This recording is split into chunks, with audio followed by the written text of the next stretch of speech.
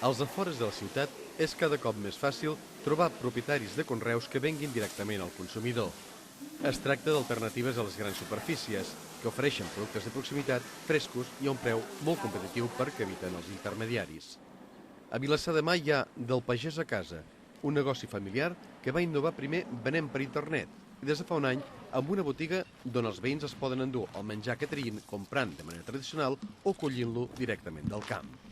La idea va sorgir de trobar un altre punt de venda que no sigui a l'engròs sinó directament al detall.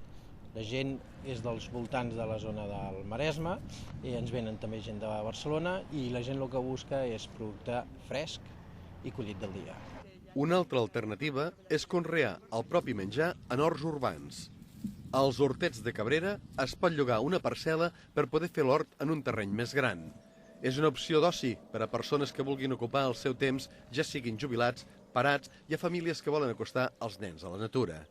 Per utilitzar el meu temps i a sobre, com que tinc 2 fills, per ensenyar-los com funciona tot això de les plantes, com creixen i que les vegin evolucionar. Per als nens és temps de jugar després de l'escola. Doncs collir, regar i a vegades jugar amb nens que hi ha per aquí. Després s'emporten a casa les fruites i verdures conreades de manera ecològica, sense pesticides i que han fet créixer amb les pròpies mans.